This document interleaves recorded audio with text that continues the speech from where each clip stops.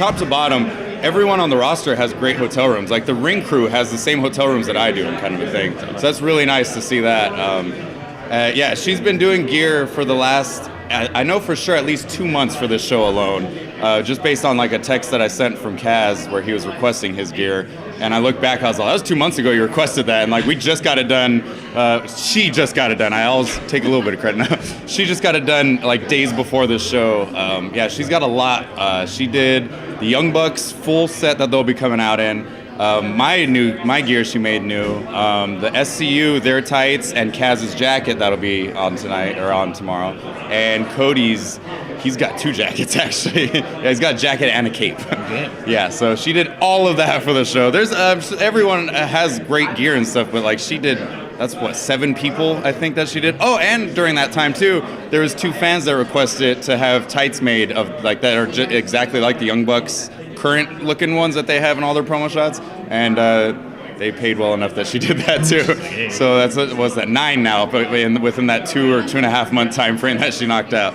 She has been a freaking workhorse that we are definitely going to just take a moment after this weekend and just relax and not do anything.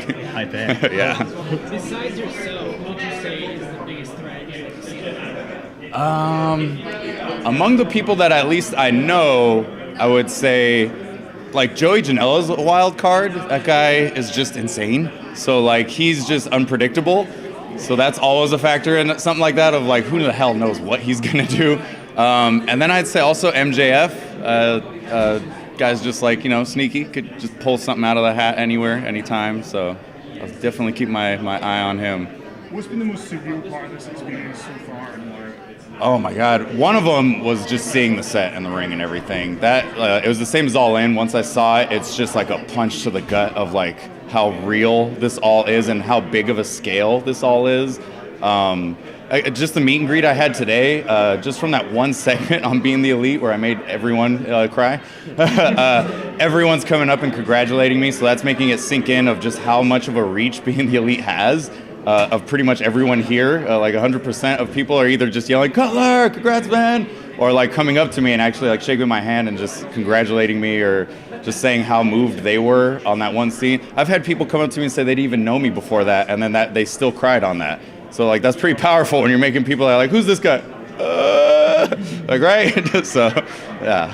Last one, guys. If you win the Battle Royale, you're going to face the winner of Kenny Omega and Chris Jericho for the champion. Who would you pick if it was up to you? You can choose your opponent of the 2. Oh my God. Oh my Lord. Immediate answer, I want to go Jericho just because growing up watching him and just being an absolute like fan for him and whatnot and just being like, if not now, when will I ever wrestle him kind of a thing. And then I've always wanted to wrestle Kenny.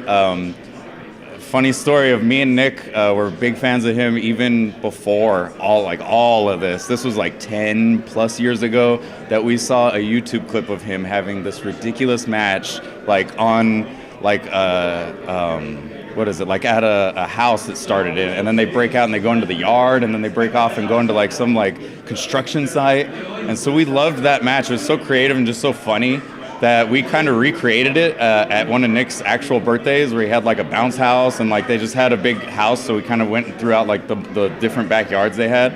And so it was like our little nod to of like, that was a great thing, like let's kind of copy it or whatever. And then like here we are decades later and they have a whole company with them and I'm getting hired with them and all that. And so like just for that whole like full circle story of like, dude, like I didn't even know who you were and I liked you, and then like now after everything that you've done of the insane matches he's gone through, and like I'm like, man, I would love to try and just hang with him for a half an hour, just take him the distance kind of a thing. So that's another one. Either way, it wouldn't matter. It would be like a heart-paced match.